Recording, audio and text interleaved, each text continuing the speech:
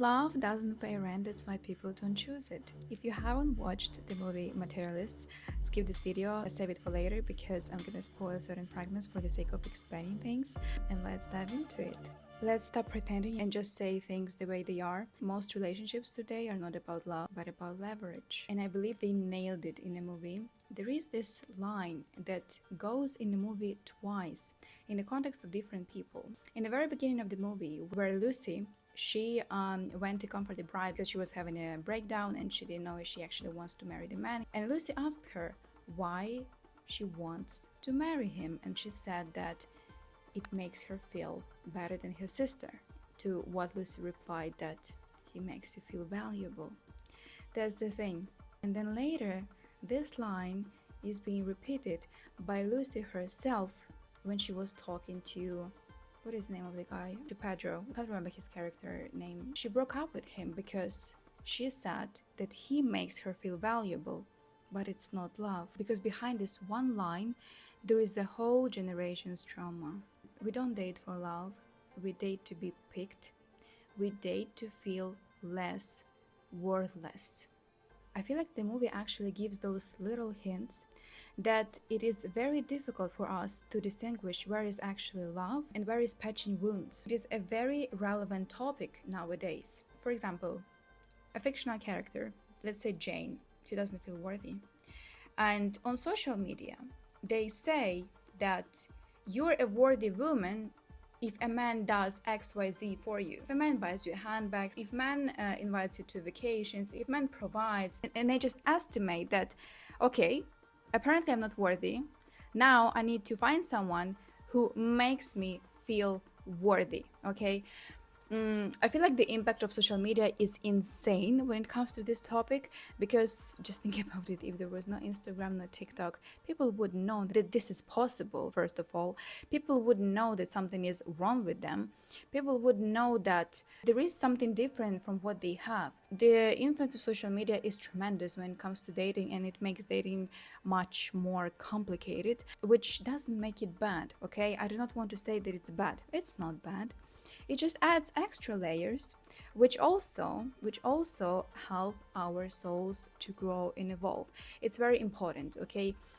Because if you look at things from the right perspective, and the right perspective, what I believe the right perspective is actually see every difficulty, every challenge as an opportunity for you to grow. So yeah, social media imposes us that we should have this and that, we should have a certain lifestyle, and then you're a worthy woman, then you're just worthy as a person, and all of these things that actually has nothing to do with worthiness, like zero. Another problem that was unleashed in this movie is how we treat people, how we treat each other like products. I feel like capitalism made dating look like a stock market. You know, we access value, we access brand, we access ROIs, and we make a choice. But does it have anything to do with love? And the fact that men do limb lengthening surgery to increase the height, to raise the market value, it's fucking insane. What the hell are we doing? You know, if it's someone's personal preference and we really feel insecure with the height, okay, fine. I understand that some surgeries are necessary for a person's confidence, and if that serves them, I'm happy. But if people actually do it because they understand that, you know, the woman wouldn't look at them and that the height decrease the market value, it's insane. Because it just proves that how we see each other as, you know, just trading options. It's so sad, guys. Like, on one hand, it's just so sad. It truly looks like we sell ourselves and we buy others. So on one hand, it makes this life up in a way, you know. But on the other hand, they did a great job raising this topic in a movie, because, I mean, obviously not all people will read the message, but still, it's so important that they highlight this, you know.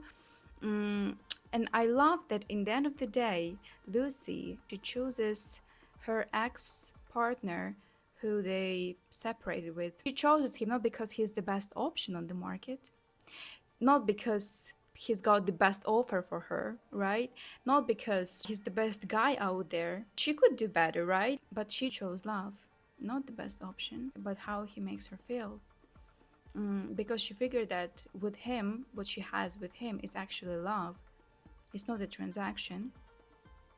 It's actually pure love and pure connection. You know, guys, I don't want to say that I'm perfect here and I would always go for love. No, I'm a materialistic bitch to some extent, and I'm not ashamed of it because we do live in a world where love doesn't keep the lights on. As any woman, I do want security. I do want to know that my man will provide for me, for our family. But let me be clear here. It's not the only thing that matters because I still believe that love must come first. And for me, love is number one until proven otherwise. I feel like this movie actually proves that love does exist. It's just buried under a mountain of bullshit.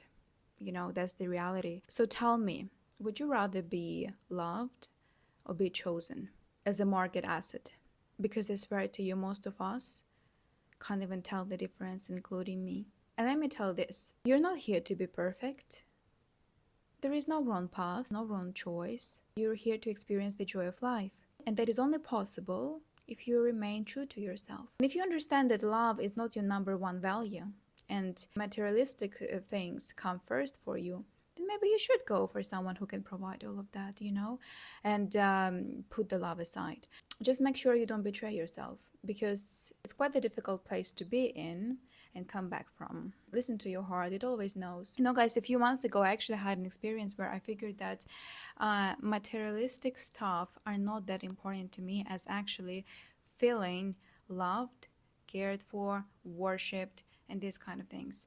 I figured that a man can have everything and I could walk away from him because if I don't feel loved and cared for, it doesn't matter.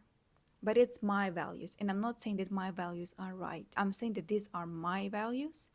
And if you have your own values, then you should act in accordance to your own values. You know, that's why I'm saying, like, do not take blindly advice from someone on social media. Make your own assessment. Listen to your heart.